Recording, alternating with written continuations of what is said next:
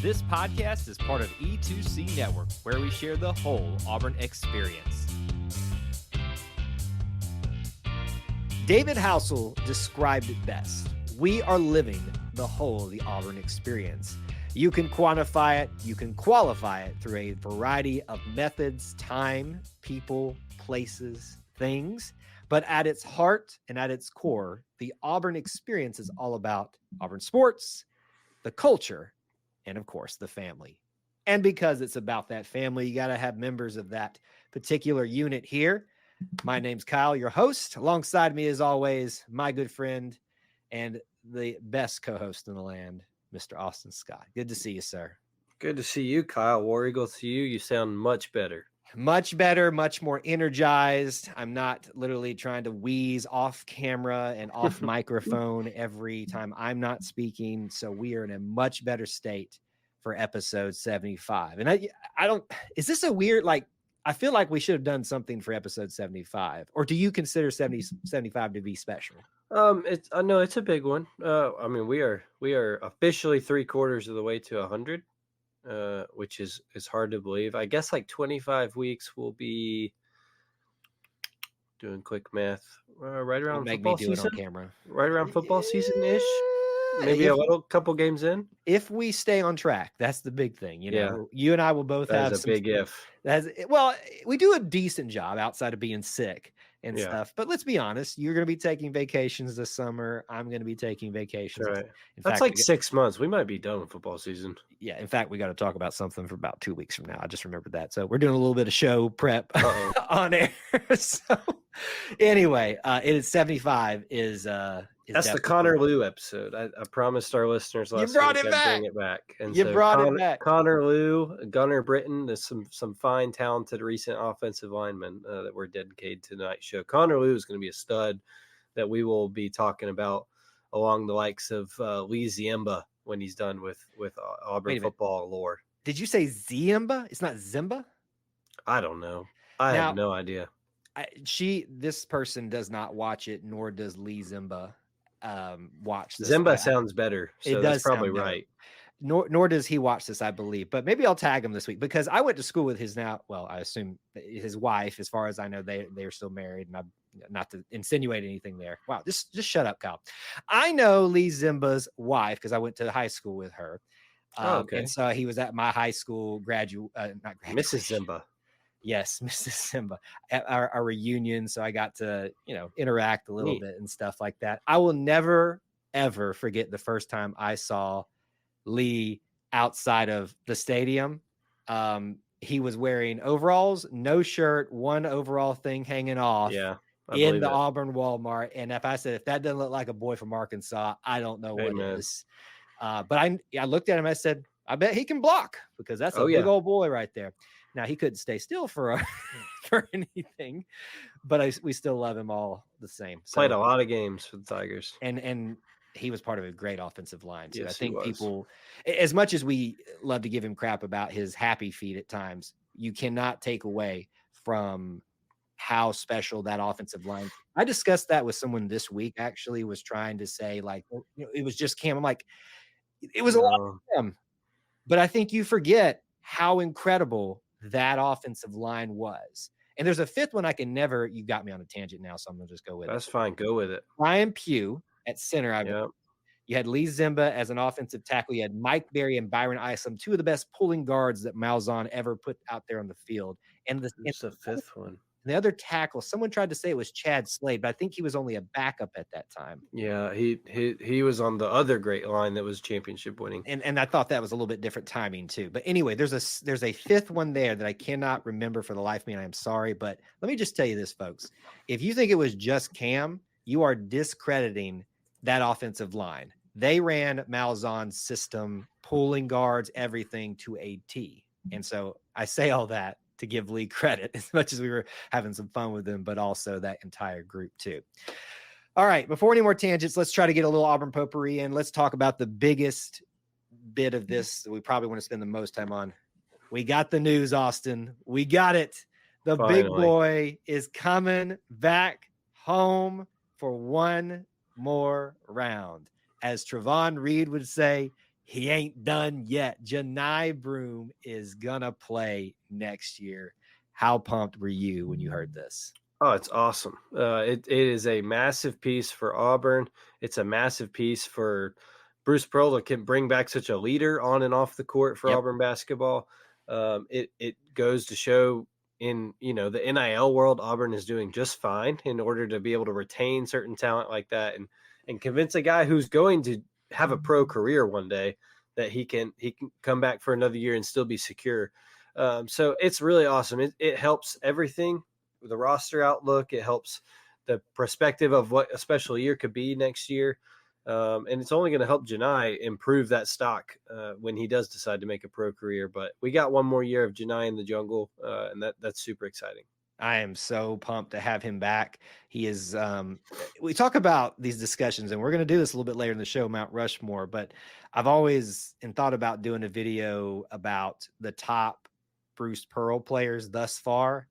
I think Janai is Absolutely. in that. If he finishes the way he's capable of at Auburn, he will be in that top group. I'm talking the starting group. I agree. That's what he's capable of.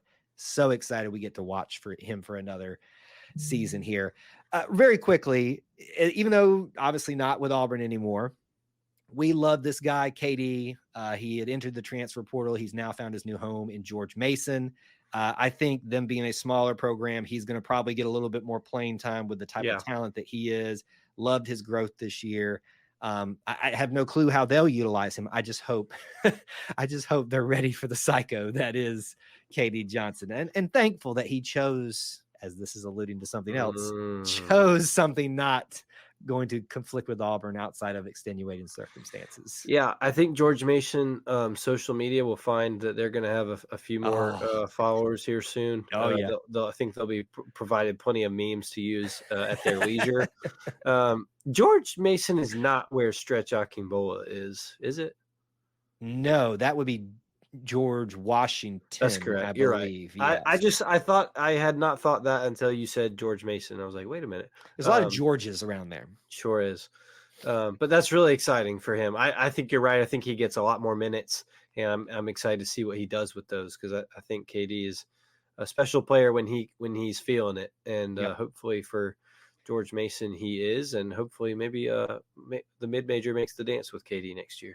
It would be a special thing. I as much as I don't want us to run into them, because I never want to see us conflict that way, he's definitely left, I think, in a good way from Auburn, again, comparing to something else.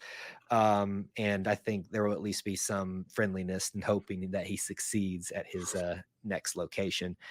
Keeping in the theme of transfers, but in Auburn football has gotten a transfer portal going for them. You're going to have to help me pronounce this one. I haven't learned it yet. Oh, look, I'm already 0 for 1 on Ziemba, apparently. Well, that one was just fine. It's fine. Okay. You. All right. But who we got? We got a brand new defensive lineman from Indiana coming in. Who is it? We're going to say Philip Bleedy, Blidi. Hey, good enough for me. Bleedy. We'll find out. Rick Smith will know. He's going to make people bleedy. Okay, here we go. No, that was pretty bad. Sorry. So Auburn, I think Coach Freeze has been pretty transparent about the needs he feels like this roster needs at this moment, and that's defensive line and some veteran receivers. And that was what they were going to hit hard in the spring portal window. Bleedy is a guy from Indiana who can help immediately in that two deep. I think you're going to see some more help here very, very, very, very, very soon in the defensive line, probably before this has been uploaded tomorrow. Hey! Don't okay, you, I'm just giving you some grace. I'm just giving you some wiggle room. Don't you underestimate me, sir? But I thank you for giving me that grace, though. and so I think with Bleedy, that's a good start to this portal season. This like the 15th of the year, it feels like, and Auburn's hoping to gain some momentum. I think if Auburn can get what they feel like they need from this portal window, it will set them up for a successful summer/chalking season and then fall camp. Yeah. And this is one of those areas that were, even Coach Freeze didn't have to say it. We all knew that there was depth there. You lost a lot of that. There's definitely some, I would say, at least stars of the team at that position, but behind them, people are going to get injuries. People are going to need rest. You got to have experience coming in at the power level in Indiana. As much as it is not considered a major college football program right now, they are coming from Power 5, from Big Ten football, and they've pulled off some upsets. Yeah. I know their last season losing their coach wasn't all that great, but obviously anytime you can pull in Power 5 talent to come shore up your ranks, especially at this position, is a really, really big thing. So that's the first, hopefully many more to come. Just quick final note here before we get into our big topics. I don't want us to act like we're ignoring it. Baseball's just struggling right now. We know a lot of y'all don't want to talk about it. We could have ignored it. We could have, but we want to we are following the program. We're just waiting for there to be something that we want to talk. Folks, let me just tell you this. Just be patient. This is not going to be one of those years that you're going to look back on fondly. The pitching has just so struggled, and they've had a lot of bad luck too. I may or may not have had to get onto somebody on a different stream trying to disparage one Butch Thompson's name. I can tell you that if Austin was there with me, I probably would have had to hold him back as well. Are you okay, Austin, with how the teams? We don't like to raise the white flag and throw in the towel, but it's just a year that's not going to be one, like you said, we remember fondly. It's not going to be a year that's very fun. And I, we stress this a lot, but if you think the players and coaches don't feel that way or don't understand that, then you're sorely mistaken. It's not, things have not gone well this year. And unfortunately, it's just one of those years. Look, without getting too far into it, we are big proponents of Butch Thompson and how he has built this program into what it is. And if you can't recognize that, then I'm not quite sure what to tell you. If you don't want me using a phrase I've not retired but not had to use as of late, to be saying to you all in about a year or two, it didn't have to be this way. Let's not start down this path that we, went down with a certain other coach many years ago. And of course, it didn't have to be this way. All right. So that is Auburn Potpourri. Before I get myself in trouble any further, got two big topics we're hitting with you all tonight. We are talking about a certain big news story with a former Auburn basketball player and what it means in terms of switching between the rivalry of Auburn and Alabama. And then we're going to talk about Auburn Mount Rushmore stuff. Favorite academic university buildings. I know that's weird. You may not be interested, but I bet you we'll make a good topic out of it. That's what's coming up. Oh boy. Oh boy. Rocking in the seat, trying to control myself. My goodness. If you were not on social media this weekend, really, you missed probably one of the most, and I'm going to say this on both sides, toxic, angry, funny at times, interactions between Auburn, Alabama fans, but also all directed around one storyline. We knew at the end of the basketball season there would be departures. Well, you just know that at the end of the year, basically, with college sports these days. That's right. Especially given some certain new NCAA rules for one particular good sport. grief. Yes. We don't want to get into that tonight. But we always are interested in where our guys leave to. In fact, we wish them well. We talked about in Auburn Potpourri segment about KD and how much we're going to be hoping he does well over at George Mason. Said the same for players like Stretch, so Trey, on and on, whoever and wherever they go. Sometimes. And then there's this. There were rumors. There was speculation. And if I'm Nate Oates, I create all the buzz around this as I can because, first of all, that's the type of human being I am. But second of all, as a good marketer, that's you create a little controversy, you stir up some things. Good recovery.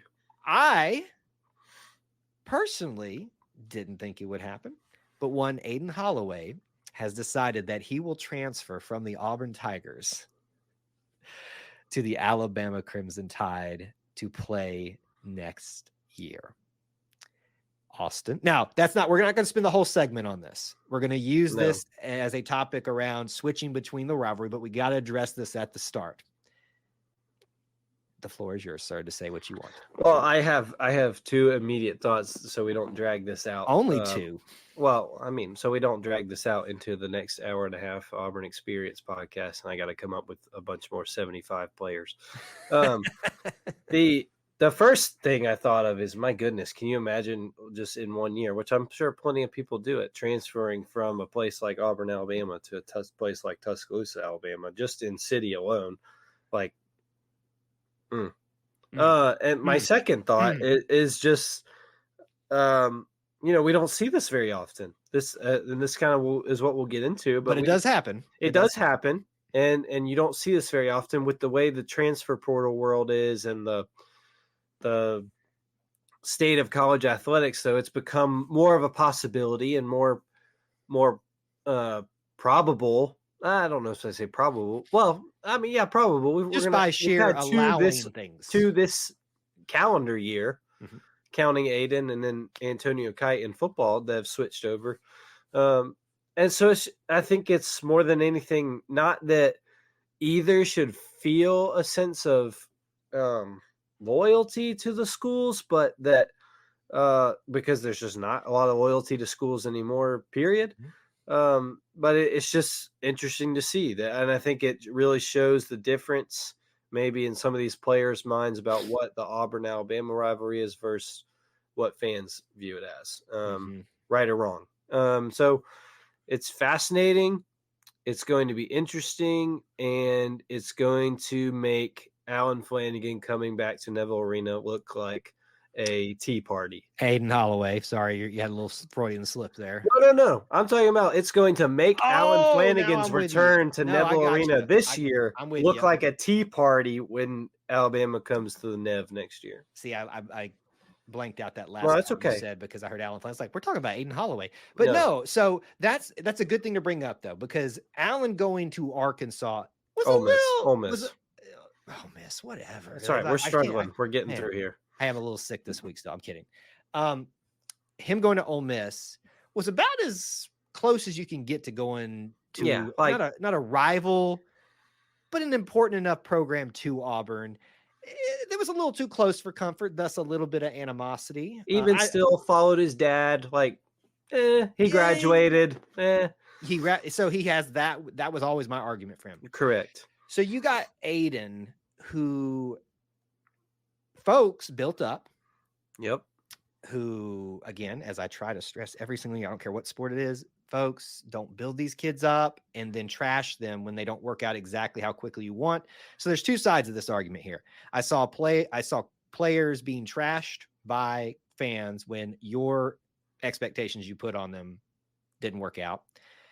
And I was trying to be on that side of things and be a little bit, hey, folks, you better not wish this on Alabama. Folks, those of you that are on the camp of, well, he's not going to shoot well at Alabama. I hope that's the case. I really do now.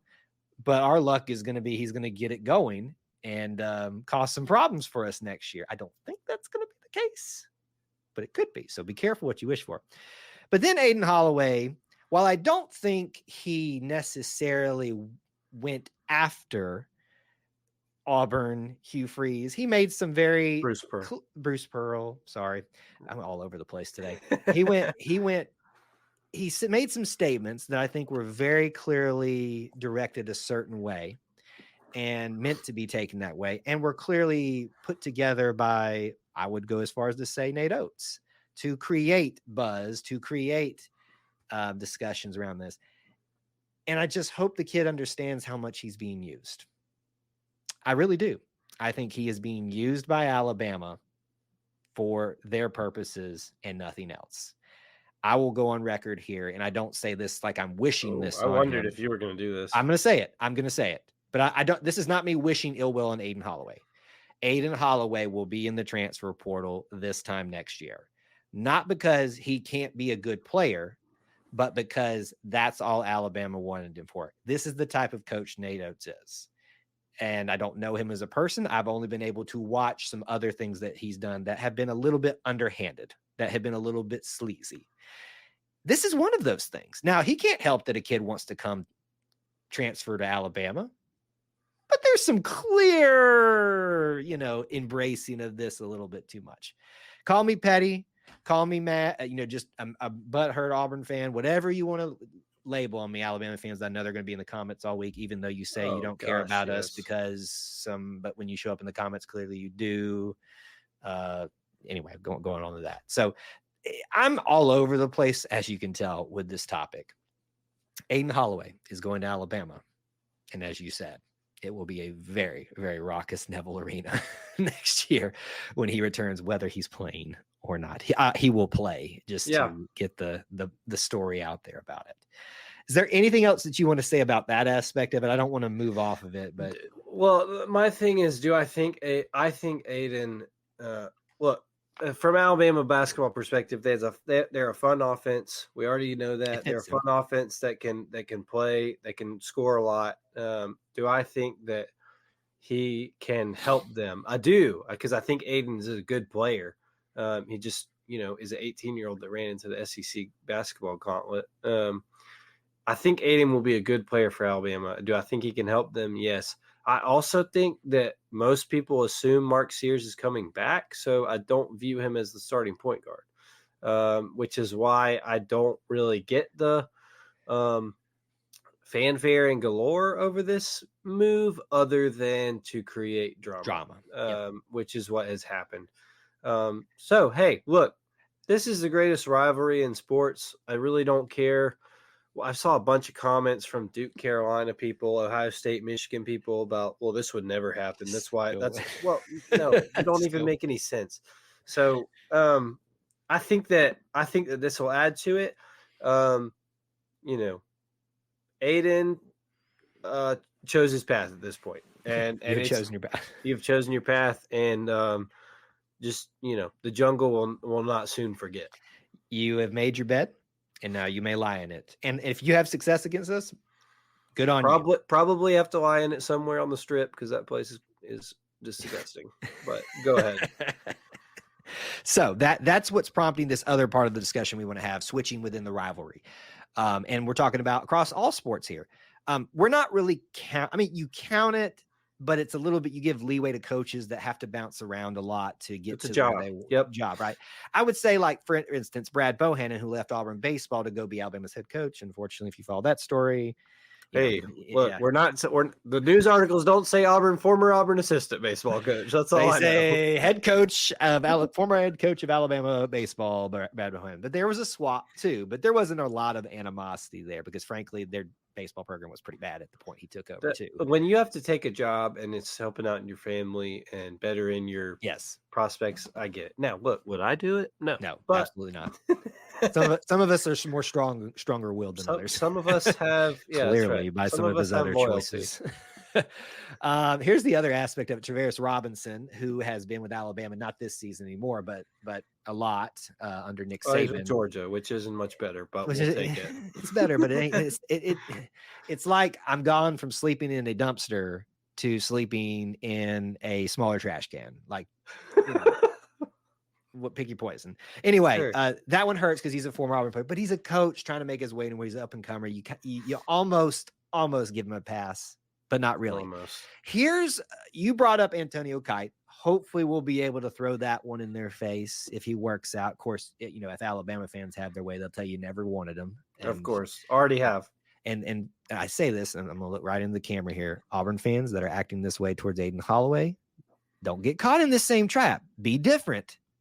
I'm not happy about it either. I just don't be going out there putting things out that you are going to regret if he ends up working out for Alabama. Hope he doesn't, but here's a good one. I got two other examples, but I want to bring this one up that works out in Auburn's favor. Let me just give you a phrase, because Austin, he'll know. Taillights.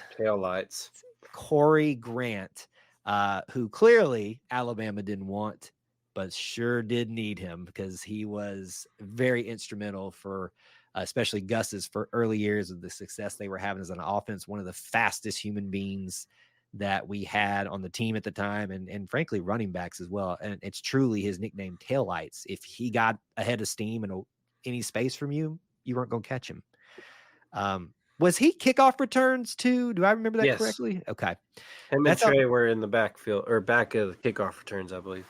So that's one that Alabama folks, I'm sure, again, you never wanted him. He wasn't worth anything, as you always say. That you look back and say, if you're an honest person, okay, we probably should have let that one go. At Also least, from Opelika High School, so came back home. so came back home. So that one you kind of you almost give a little leeway if you're Alabama too, because you're like, oh, he's going back home. Mm-hmm.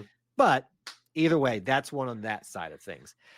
Let me bring up this one, and this is going to be my tie it all together thing where we can at least agree on something. Maybe. Probably not, though. And most of you will be like, I don't really care about this, but you should, because this is pretty cool. Harvey Glantz, who just passed away recently, is a Auburn track and field great, but he was also a track and field head coach great at Alabama. And so it's one of those things where you almost, again, give the pass because he meant so much to both schools. And there's a little bit more, I think, respect in the Olympic sports, quote unquote, respect in the Olympic sports across the rivalry. There's the rivalry, but then it doesn't get as intense. So there's something to think as well. So for those of you that don't think this ever happens, it does. It's happened on both sides. I would say that the way this has started with Aiden, this may be the biggest one of those switcheroos yet. I mean, at least it feels that way to me. I don't know if you agree, but I think as time goes on, this could end up not being true, but I think it's definitely the most public one so far. Like I said earlier, I think the transfer portal has a big say in that because of how just rampant and public and crazy it is. Now, I don't remember Corey Grant's respective recruiting rankings, but Aiden's a 5-star former McDonald's All-American, very highly touted. And so 1 year later for him to go over there, it all adds something to it. Yeah. I think really the biggest thing that we will take from it is how much success he has and how much he contributes to that team for this to play into that story. But I'm going to, go out there and say, I don't think that this is the last Auburn to Alabama, Alabama to Auburn switcheroo we have here in the next few years. Not with the trajectory of college sports. Yes, I was going to say with what's transpiring even in the last couple of days, it's only going to get more rampant and more possible, and thus more likely that you'll see it yet again. Maybe not to this degree. Right. My best advice is to Aiden. I hope you make the most of your time there, not against Auburn, because you're being used right now, and you might be happy with getting used to the tune of a special NIL deal. But if it's worth your while and your time, but unfortunately, sir, I think you burned a bridge that you did not want to burn. Maybe I'm wrong, but only time will tell. This is one of those things that we love to do when things are starting to slow down. There's not as many big newsworthy things to discuss, but it's fun, evergreen type of content. Most of you know that we've been doing a series of Auburn Mount Rushmore, and we said we're going to run the gamut. Whenever we want to just drop one of these in, anything Auburn, that's what this show is about, the Auburn experience. So for today's edition of the Mount Rushmore Auburn series, we're going to do something a little bit unique, but I hope you guys will enjoy it. We're going to do what Auburn academic / university buildings, it has to be used in an educational format, should be on the Mount Rushmore of this list. You can have your reasonings for that, meaning it's beautiful, functional, important to the success, whatever your decision process is. But what is your 4? Because that's Mount Rushmore. I had to explain that to some people. Mount Rushmore is 4. You can't, when you're picking these folks, you can't say, hey, I'm good. My last one, I'm going to have 2 on that. No, 4. No, that's it. Yeah, that's all you get. No, 4. Oh my goodness, I can't believe you actually had to explain that. People get excited about it, and I'm glad that they did. But 4, that's all you get. You got to get it done. So we want to hear from you guys. Here's our thoughts initially. This isn't necessarily our final. We're talking through it. That's all we're doing right now. So how are we doing this? Are we doing 1, 1, 1, 1, 1, 1, or are we doing? I think first of all, let's agree that we're talking about university and academic buildings, meaning it has to be used in a university capacity for education. It doesn't necessarily have to be on what you think of as campus. Right. And I say that not necessarily trying to sway people a certain way, but there are some things that you could make a case for and include in that. And if it's important to you, if you think it's important to the university, if it's just beautiful, whatever. Can we just go ahead? We did this with Mount Rushmore of Auburn University quarterbacks. Go check that one out. We got the easy one out of the way. Can we just, how about this? Let's see if we can do it together on 3. 1, 2, 3. Sanford Parker Hall. Oh, yeah. Oh, you no. Sanford Hall. Sanford Don't Hall. you? It's our logo. It is our logo. It's every bit of part of the Auburn experience. Is there any disagreement that on the Mount Rushmore of Auburn academic buildings that Sanford Hall should not be on there? No, absolutely not. We discussed this pre-show just to make sure we're on the same page that it's a university academic administrative building. It is the Auburn campus sign that you need. You know, it is the first thing you think of when you think of Auburn University. Mm-hmm. It is the number one picture spot in this town. It's perfect. It was the greatest logo we had too for the Auburn University. Did you like that logo? I did. I loved it. I'm not like on some bandwagon to like pitchforks bring it back, but like no, I understand it's good. I valued it. Yes. A I lot. thought it was great. It's another thing Stephen Leith messed up here. We'll save that for another day. Yes, Sanford Hall. Rushmore of people that mess things up for Auburn. Aiden Holloway. And, I'm sorry. I'm kidding. Wow, we could have a good one with that. It would get negative fast, but we could do it. It'd be Aiden Holloway, Sonny Galloway, and Stephen Leith. Anyway, go ahead. And Brian Harson. And well, that y'all brought that on yourself. Anyway, that's not what this is about. That's not what this is about. It didn't have to be that way. I've got a second one that I think we're going to agree on. Let's do this for real this time. On 3. Wait, oh no, I don't feel confident enough in this. Really? Well, I'm just still kind of going through one.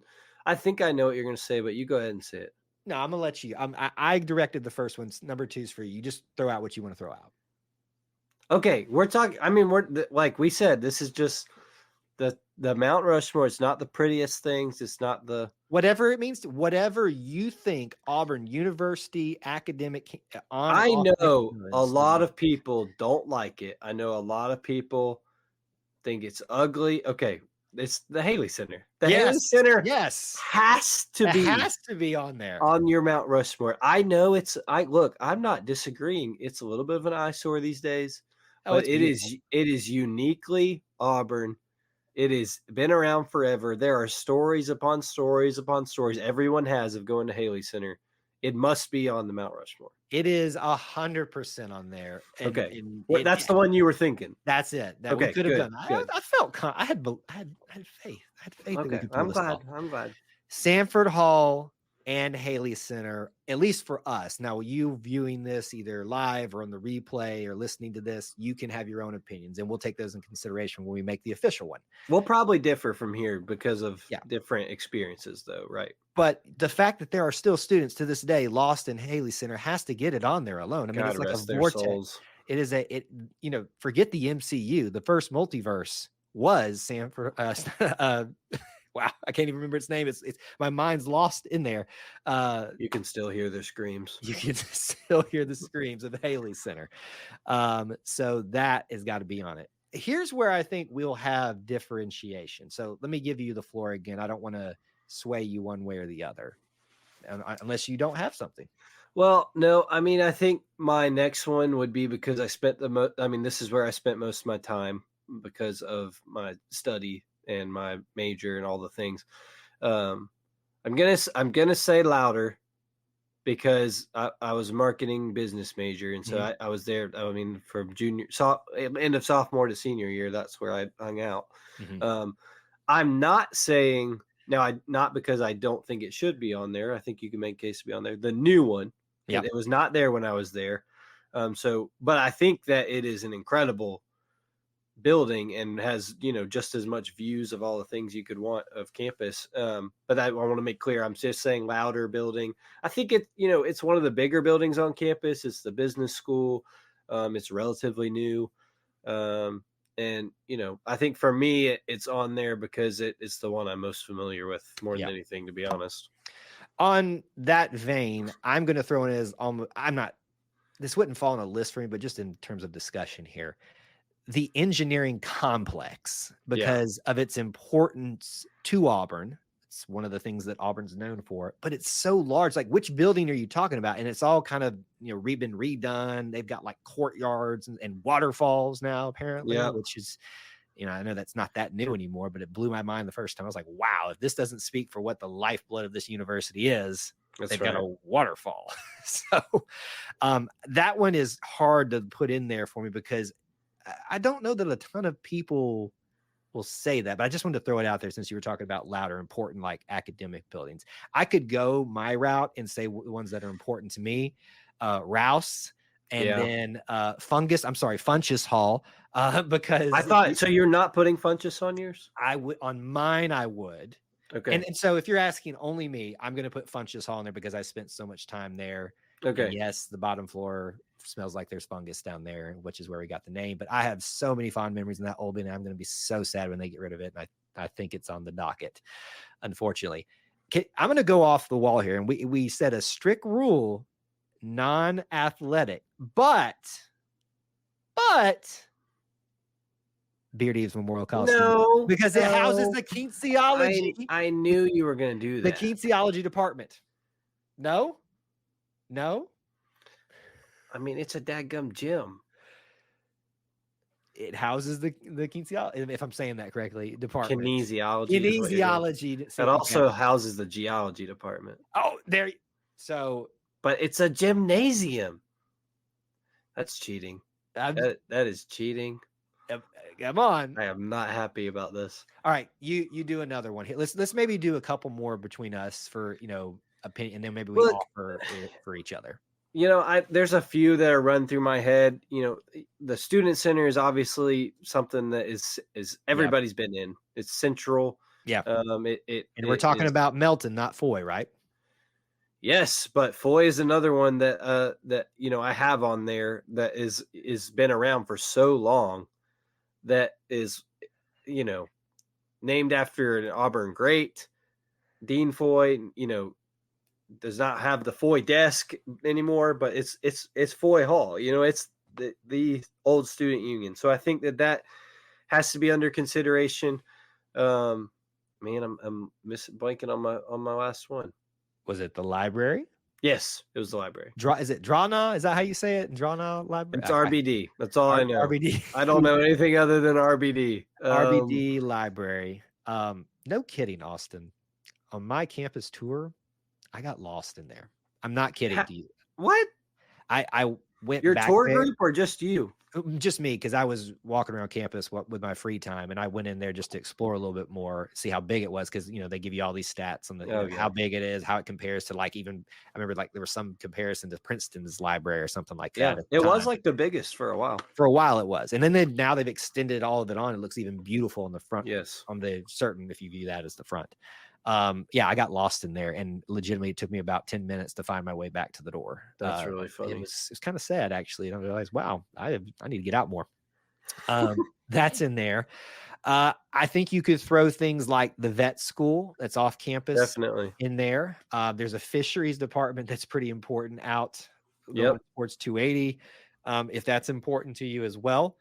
You brought up the student unions. Of course, there's every academic facility and the meat lab, all of that stuff. But if I had to press you right now, this is technically your final one, but we're just trying to wrap this up. Would you like me to go first? Yes, please. Okay. So Sanford Hall is going to be on there. Yeah. And then we're going to have, did we forget one? Yeah, but go ahead. Okay, I'm gonna do, because you're gonna steal it for yourself now. That's right. This is my personal one as I'm standing right now. Sanford Hall, Haley Center, Funchess Hall, just because of my nostalgia, and I'm gonna be cheesy here. That we haven't talked about. Maybe I'm stealing it from you. You are. Langdon Hall. Oh, no, you're not. Oh, okay. That's a good one, though. Mine's on the same vein. Because of what it means in the history of Auburn, one of the first buildings, the seal is in front of it. They used to do classes in it. I've been in it like twice, but I walk past it and that's a good one. I feel Auburn there every time. So those are my four, because it's Mount Rushmore. So since those are your 4, and I think I'm going to give my 4 and then what I think the 4, which is only one change, but we have Samford, we have Haley, and then we have mine. I said Louder because that's where I went. Yeah. And then I'm going to say we did not mention Catherine Cooper Cater Hall. Oh, we did mention Cater Hall. Huge one in the middle of the quad. Oh no! An old buildings where they do call outs. I'm changing. That has to be a big one. And so I think if we're going if we could project what the Auburn family could collectively put together, which will never happen because we all can't agree on 4 things. I think you have to probably roughly say it's going to be Samford, Haley, Cater, and then Langdon. I think those 4 right there really encapsulate Auburn University of academic buildings. I change. I'm sorry, Langdon Hall. Cater Hall's got to be it. I mean, it's beautiful, and it has the honors department, a central part of Auburn academics. Had a very honest conversation with an academic advisor in there about my future. I'm so glad you brought that up there. So what's the one up there? And then I think Foy is right off on the side. I think they could be considered. What's the one up there on it? It's the financials building, basically. It's where you go pay everything. Yeah. Mary Martin Hall. Mary Martin. I think that one would probably get a lot of people too. Not as much since you pay so much online now, but not as much money as I've spent there. It's not in my bank.